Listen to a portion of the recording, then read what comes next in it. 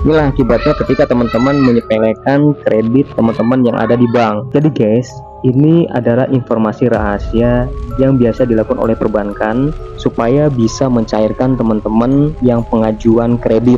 Nah, ini nih jawabannya.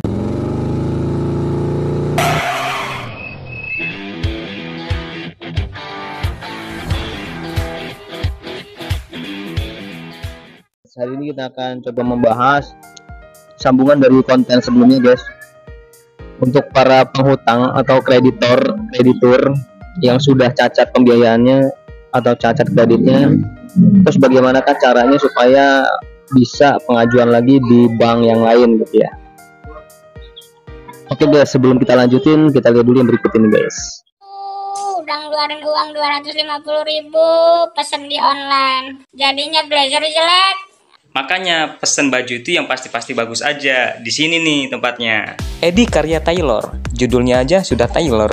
Berarti dalam produksi pembuatan baju dan celana membutuhkan ketelatenan dalam mengerjakannya.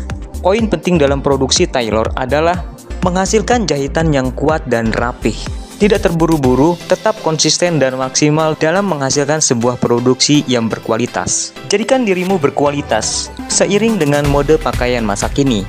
Edi Karya Tailor, Jalan Samratulangi, Gang Dahlia 2, nomor 21, Gedong Air, Tanjung Karang, Bandar Lampung.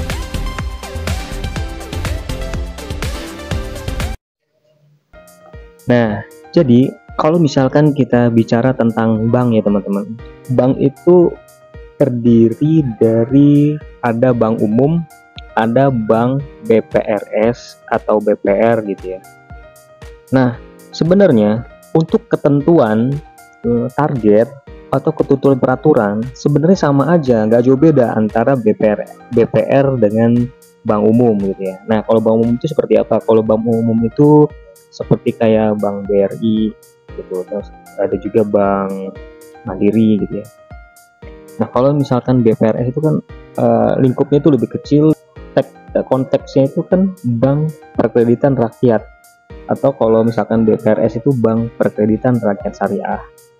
Nah, sebenarnya kalau kita bicara tentang secara umumnya, tiap bank ini memiliki target yang sama teman-teman.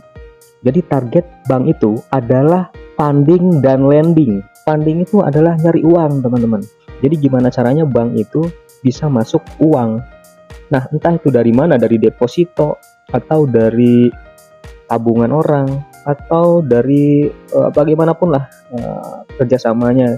Yang penting itu bisa mendapatkan uang untuk uang masuk ya ke dalam bank tersebut. Lalu ada juga yang disebut dengan lending nih. Lending itu kalau pesawat itu kan apa ya? Terbang ya?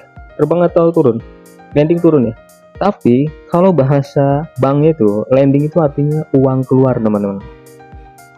Nah, proses uang keluar itu implementasinya, mekanismenya itu melalui dengan memberikan kredit kepada nasabah.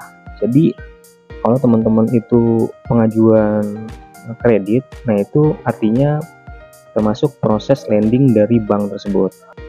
Nah, oleh karena lending itu termasuk dari target dari perbankan, itu jadi menjadi sebuah kewajiban dari bank tersebut untuk melempar sebuah pembiayaan atau kredit ke nasabah. Nah, ini akan mempengaruhi keuntungan di bank tersebut teman-teman. Jadi semakin blending itu semakin besar, maka keuntungan dari bank itu semakin besar juga. Jadi nggak mungkin nih kalau misalkan gara-gara nasabah tersebut macet gitu ya, terus perbankan itu jadi gak ngelempar atau nggak memberikan kredit ke nasabah lain gitu ya. Berikut ini adalah sebuah upaya nih untuk teman-teman supaya teman-teman itu yang macet nih ya. Jadi ada dua kriteria guys, dua kriteria yang harus kalian itu pahami dan perhatikan ya.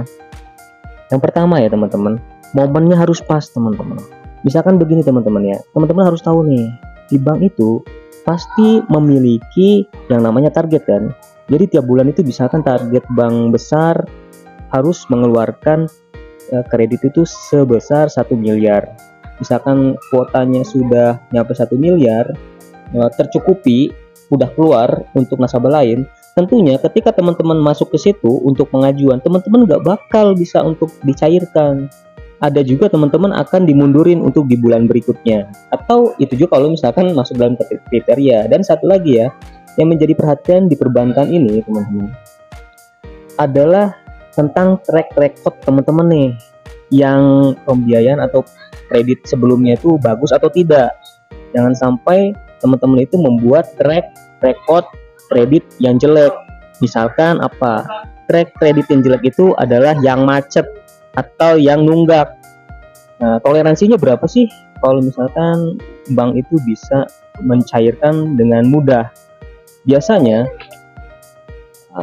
track recordnya itu toleransinya di 1 tunggakan sampai 2 tunggakan. Kalau misalkan lebih dari itu, maka perbankan akan memikir ulang teman-teman.